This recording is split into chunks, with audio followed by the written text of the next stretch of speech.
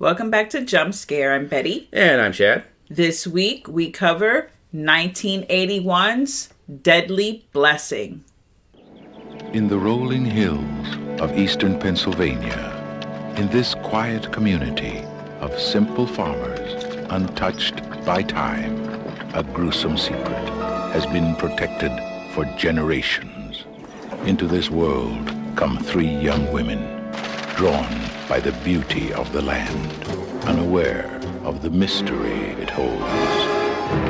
How could they have known that what they would discover would call forth a deadly blessing?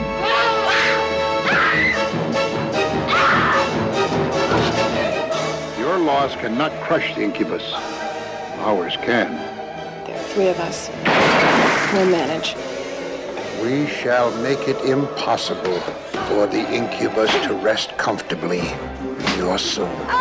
If thine hand offends thee,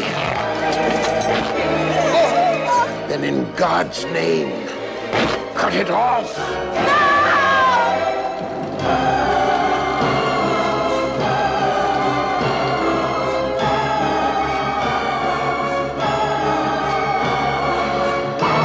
The incubus has arrived.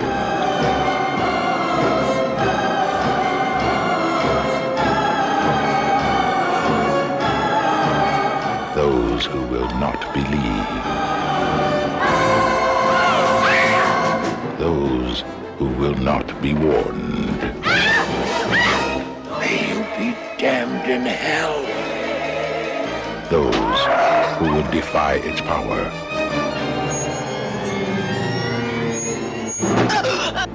Become its prey. It's him! The chilling story of terror and suspense.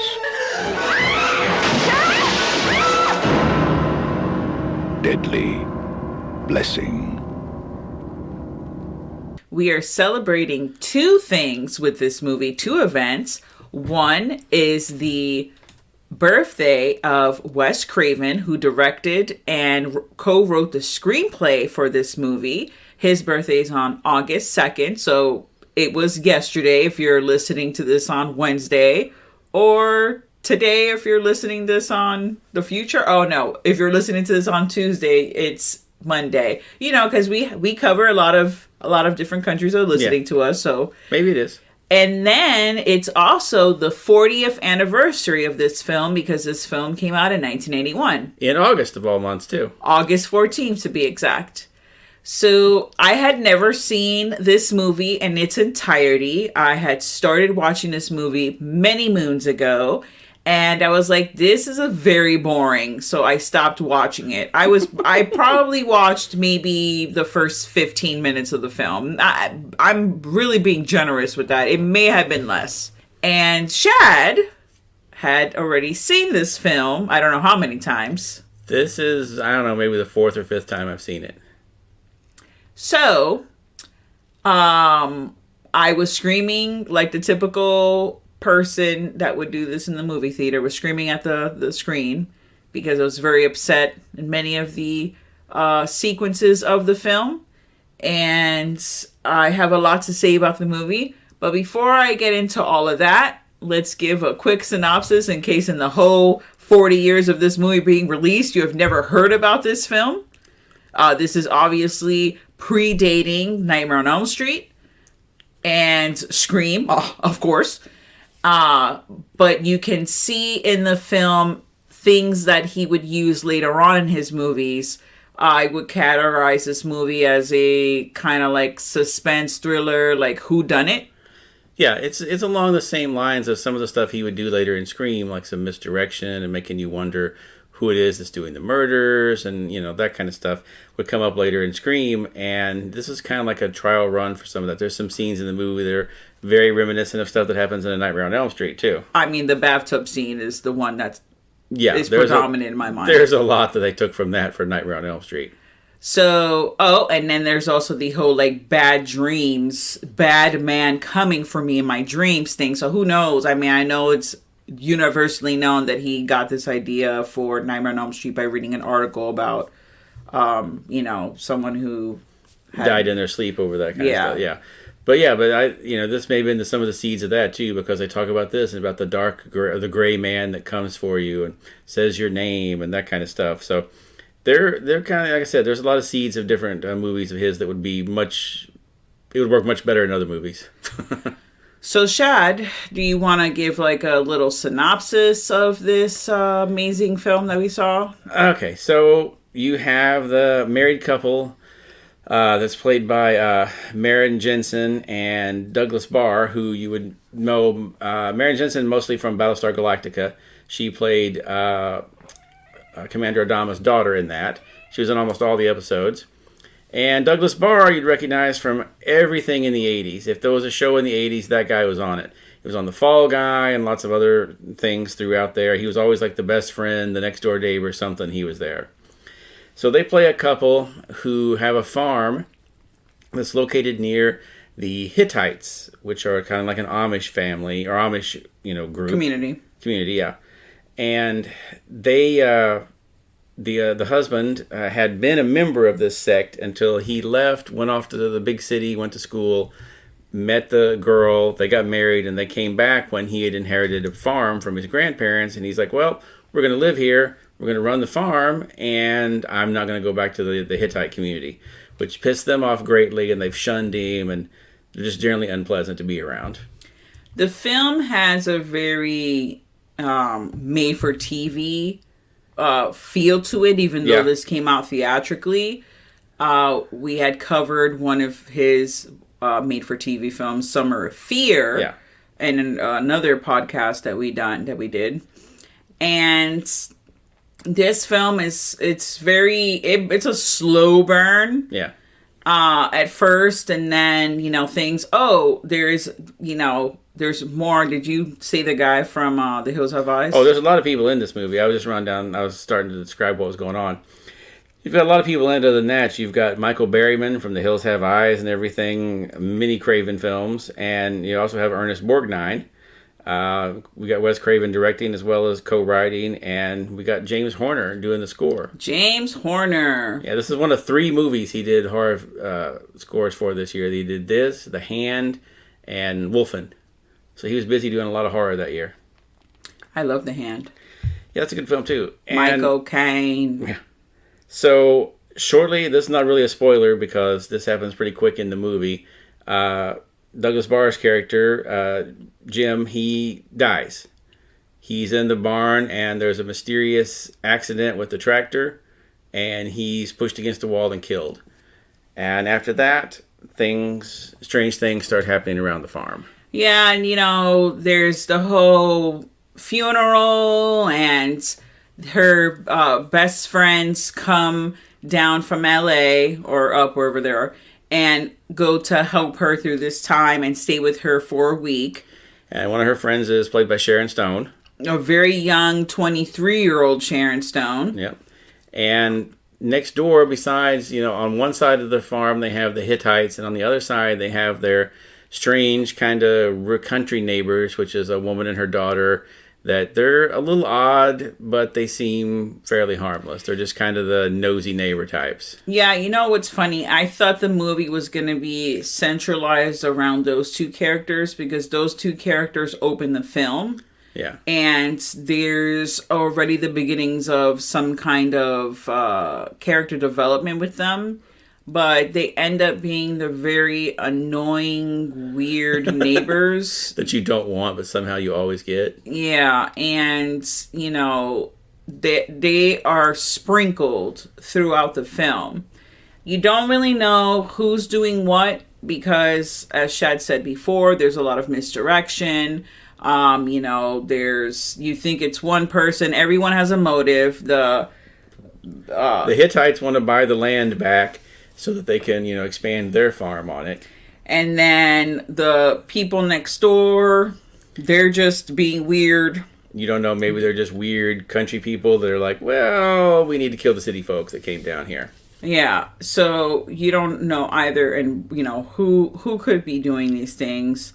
that happen, and it's just random weird things, a snake in the bathtub, a spider, There's spiders. a lot of spiders in this movie. There's a lot of spiders. I wish I would have known about that, Chad. I did not appreciate that because I do not care for spiders, and I did not appreciate that. Yeah, there's a lot of real spiders in this. This was all pre-CGI. They were just throwing real spiders on people, which, from what I read online, she wouldn't let them throw the spider on her until they guaranteed her it had no fangs. They pulled this thing's fangs before they threw it on her. Hell yeah. I don't want that shit biting me. Yeah, I don't blame her. At all. For an acting job? No, thank you. Yeah, get that damn spider the hell out of here. So yeah, it's just like one thing after another. This movie was all over the place for me. I felt like it didn't know what it wanted to be, and it's not because of the ending. That just was the fucking cherry on the top for me. That was a nail in the coffin. I was like, fuck this. I know that this has a large cult following. It's a cult movie. People are just fucking obsessed with it. I could give it's good and it's not good, because if you just stick with the one direction of it, it's fine. But then all around the other surrounding area doesn't make sense. There's supernatural elements sprinkled throughout the film, and then there's also a slasher element to it. There's the person going around killing people, and you don't really know who's doing it. That's fine. That's not the issue. And then when you find out who it is, and then you're like, oh, okay, there you go. It comes back to the supernatural element, even though the leader of the Hittites says the incubus has gone, is not gone, and then some crazy shit fucking happens, and then the movie ends, and then it ends, and then there's like a weird narration, a passage out of the Bible. Yeah, and you're like, what the fuck did I just watch? That's how I felt. I felt like, what? Well, it was always strange because, like you said, they mix it. Throughout it, you have like the regular slasher things going on, and then you have Sharon Stone's character, who almost immediately when they get there, she starts having the nightmares about there's a gray man at the door, and he's creepy, and she said, and he made me eat a spider, and he turned to a spider, and she's having all these creepy nightmares of some guy like touching her while she sleeps and making her eat spiders. You see the nightmare pretty vividly at one point, and you get the feeling that like they were going to do something with that, like maybe she was going to be maybe a little psychic or something, and she was in touch with what was going on. What, but then they 80s movie where someone's a psychic? That never happens. Shocking. But they never really go anywhere with it with her character. She just has the bad dreams, and she sees some creepy stuff, but you're not sure, was that the supernatural that she saw, or was that the slasher that she saw? It could have been either. So, yeah, I agree. They were a little all over the place with what exactly was going on. And I'm wondering if this was one of those things where, because from what I've read, I know for a fact the ending was forced on them. They didn't want that surprise jump scare at the end. And they may have forced some of this other stuff on them too, and been like, you need to work in some more supernatural to this. Well, from what you told me, it was because of the sprinkles of the supernatural throughout the film. They were like, you just can't end the film like this. What about the supernatural element? You have to throw something supernatural in there. We need something to end this, to show us what's going on with the demon and that, and you get it. You know what's going on with the demon at the end of the movie. But then you don't get anything because nothing in the movie makes sense. You understand the motive of the actual real killer. That's closed. Okay, here, spoilers from here on out. In case you want to be surprised by this movie and you haven't seen it. You find out that the next door neighbor and her daughter, it's actually her son. She's been forcing him to live as a woman his whole life because her husband left her, and she's been bitter at men ever since. And she even says, like early on in the movie, about how much she hates men. And she's like, I'm glad I didn't have a son, because I'd had to put him in a sack and thrown him in the river. And it's a whole pre-Angela sleepaway camp moment with the whole breaking of the shirt and the reveal. It's all the whole shebang. And it's fucking, I was like, oh shit.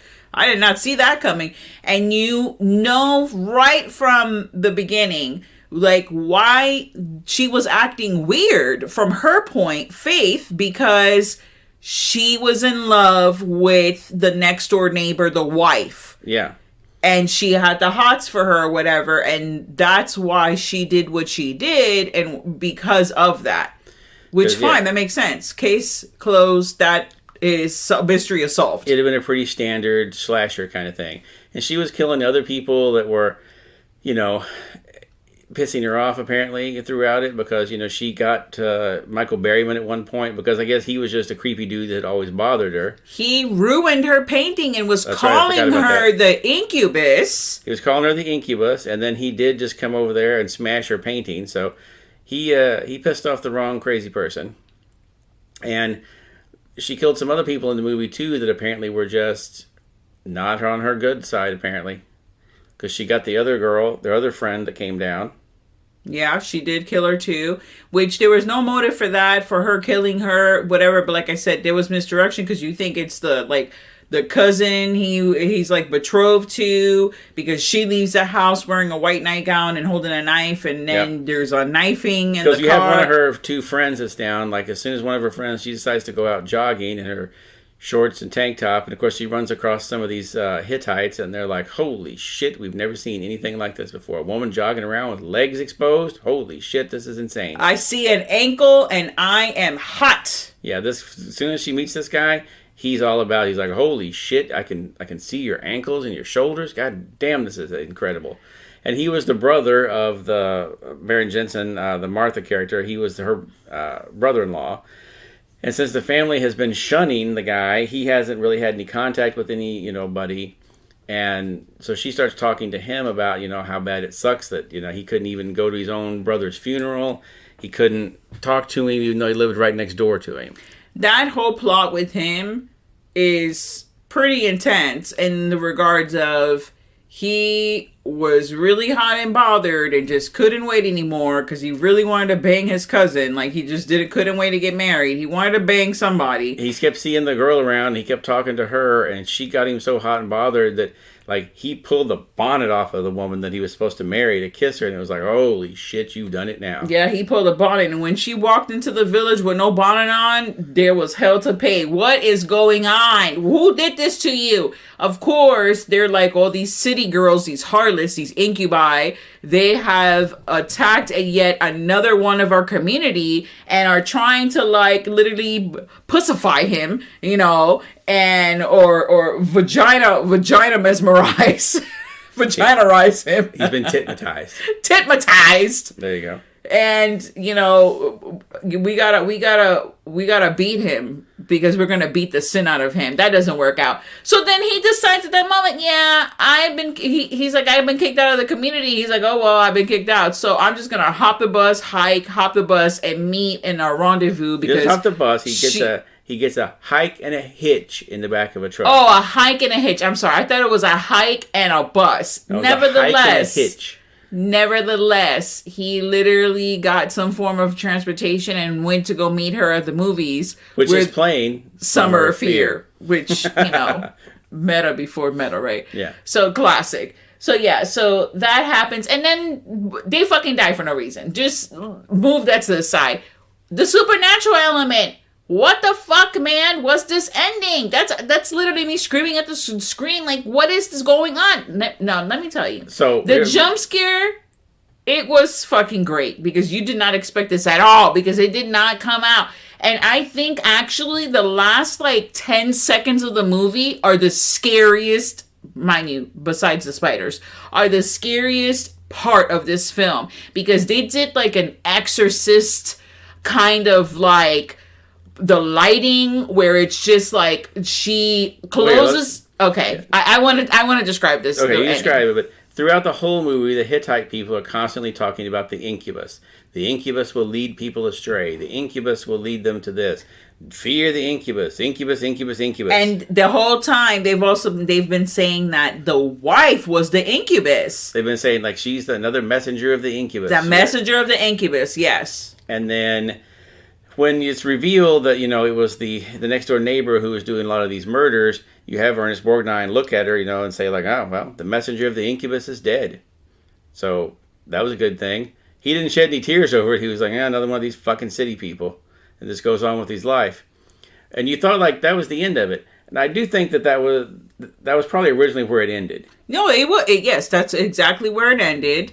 And then I'll let you tell the thing, but she decides like, she's going to stay. Sharon Stone goes home and she goes back in the house, and that's when shit gets crazy. She goes back in the house, and it's a long shot from her turning around, closing the door. Now she's facing directly into the kitchen, which is across the other side of the house, and she sees the spectral of her fucking husband, who looks zombified. Like, he looks like we just saw him like fucking, I don't know, 10 minutes ago, and he was, because he got dug up, resumed or exhumed or whatever. He was all hanging on, by fucking rope, hanging on like with his fucking funeral suit. They had him like a puppet in the barn. Yeah, he was all puppeteered. He looked great. He looked like he just died like 5 minutes ago. You see him now, he looks like fucking Michael Jackson in Thriller. Like, he got the Thriller makeup on, the gray skin and the weird like Cro-Magnon like brow, and he's literally warning her, beware of the incubus. And you know what? If that was my husband, I would have been pissed. Thanks for the fucking warning, bro. Not even a second before the fucking incubus just shoots out of the fucking ground, okay? Like Meg from fucking Legend. Like, this huge fucking crazy looking monster just pops out from the ground with the fucking like hell lights coming out from under the floorboards and literally drags her fucking back down to hell. And I kind of jumped that whole thing, but when she had turned around and saw him, it was bright outside. It was daylight. And when she turns around, it becomes pitch fucking black on her side. And the only thing you see is a shadow over her eyes, or her face actually, kind of like Morticia when they show her in the Addams Family, where it's just her light. And she's like in fucking darkness. It is creepy. Okay, it is creepy as hell. And yeah, and then she goes into hell or wherever the fuck the incubus is at, and then it's daylight again, and we're gonna just pan out of the house. Oh no, and the house instantly repairs itself. Oh yeah, it repairs itself. The damaged itself, floor and everything just snaps back into place like nothing happened, and then the end. The end. That's it. The end of the movie. We're gonna have a fucking Bible quote by Ernest Borgnine, and then the movie's gonna end. Well, and it's just like, what just happened? Where this thing come from? Why was it haunting this house? Is the house haunted? Is it a demon? Why was it there the whole time? Why did was it working with Sharon Stone the whole time? Was it trying to like mess with her or whatever? Yeah, why did Sharon Stone, the second she fucking put her pretty little toe on the fucking soil, she became fucking Zelda Rubinstein? Like, what the fuck happened? What is going on? We don't know. We just have Betty losing her fucking shit, yelling at a fucking 40-year-old movie, asking questions. Wes Craven's dead. I have no one to ask. There's no one to ask. I'm never going to know. Well, this is another one of those things, too. I saw this one when I was very young. I was maybe 11 or 12 when I saw it, because I saw it on cable one night. Man, let me tell you, you were in for something, because if you saw that shit on cable, you saw all the titties, because there are plenty of shots. Shots, too. There's like 2 muff shots. Yeah, there's a lot of nudity in it and everything. So that's part of why, the more times I've seen it, the more problems I've had with it. When I saw it when I was like 12, I was like, well, this fucking movie's perfect. They've got all kinds of crazy shit going on. Unexpected twists. The devil at the end. This movie's amazing. The more you see it, the more you start to question it. It's a fun one to watch just because, like I said, you see a lot of techniques Craven would use later on. Especially like there's a bathtub scene that's directly he just takes for Nightmare on Elm Street. Even the shot of like laying in the bathtub with her, the way that they frame her and everything. Because let me tell you, there's nothing more vulnerable than a naked woman laying with her legs wide the fuck open in the bathtub. It's a UTI / snake coming up for you. You're very vulnerable. That's the scariest moment for a woman. That's the last place you want to see some shit crawling up on the water, okay? Yeah. That is not what you want. Yeah, it was bad times for her. Both of them. But like I said, the more you watch it, the more you realize, like you said, it is all over the place. It doesn't really know exactly. If it had stuck to just being a straight slasher, It would have cut. Then they trimmed some of the supernatural elements out of it. It would have been an okay TV movie, much like some of his other TV movies, like Summer of Fear. It was a good enough movie.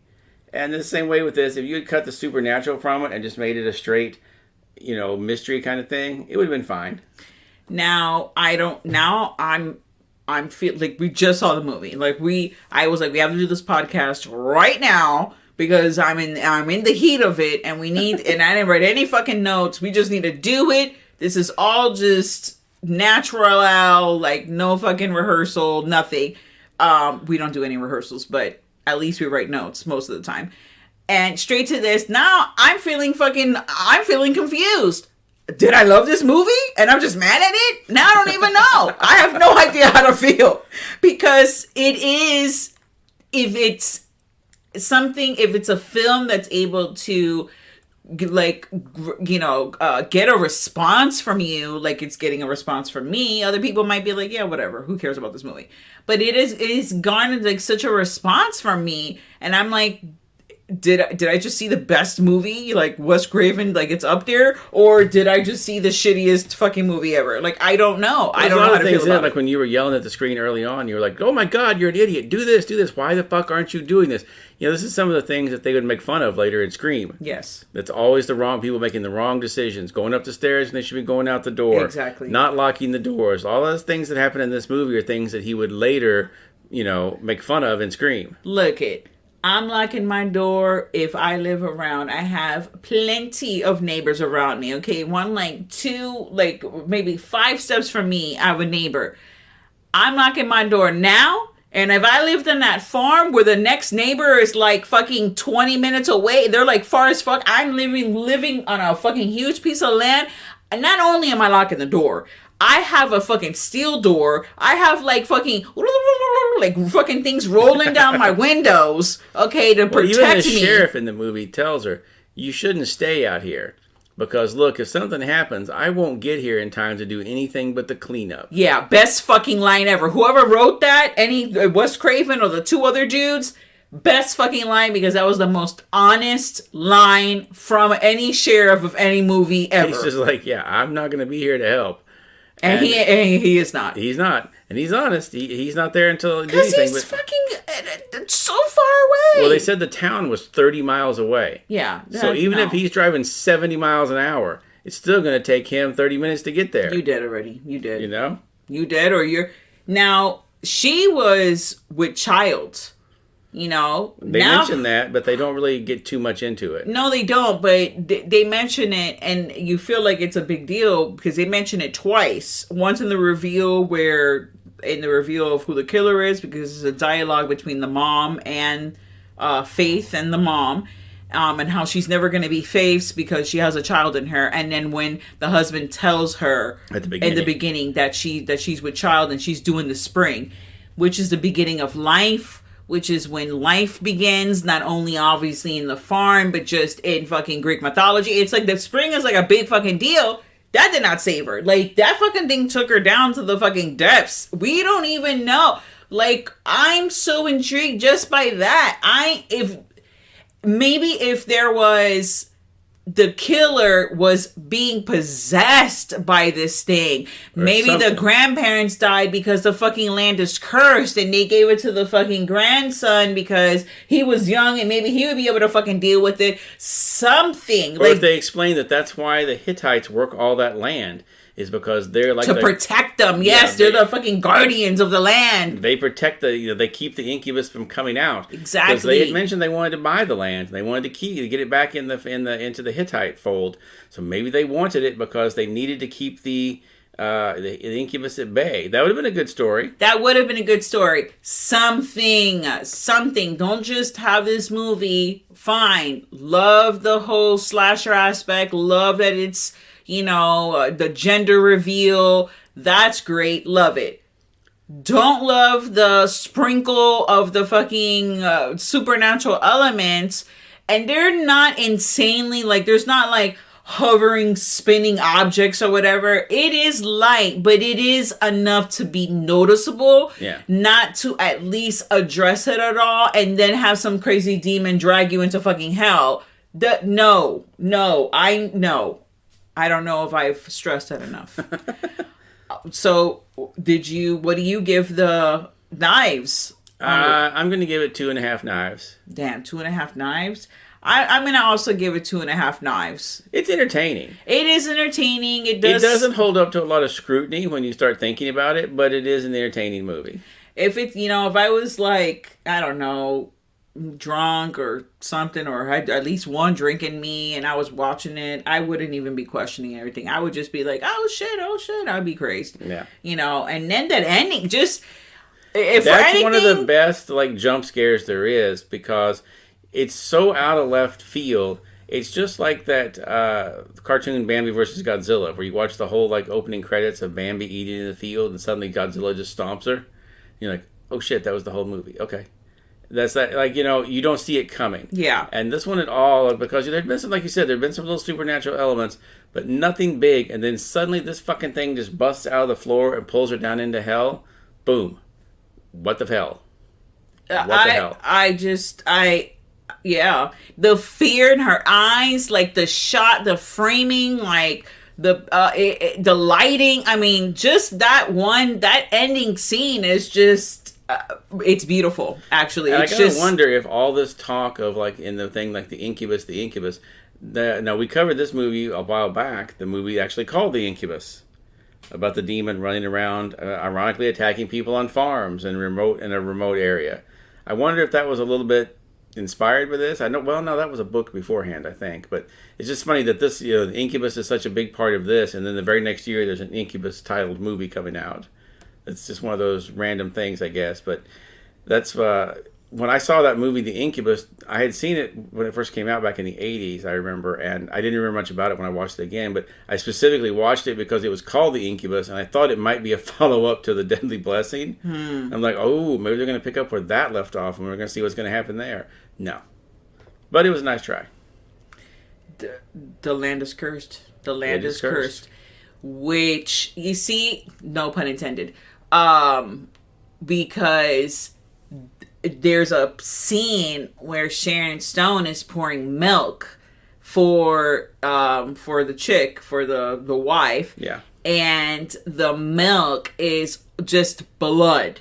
And she drops the cup, and if you know anything about freaking witch folklore or whatever, that's one of the signs that you have a curse on the land or there's a witch nearby, is that if you crack an egg, there'd be blood in there. It's one of those old, thoughts or whatever. Or the milk is curdled, shit like that. So that just goes in tune with the whole Incubus thing.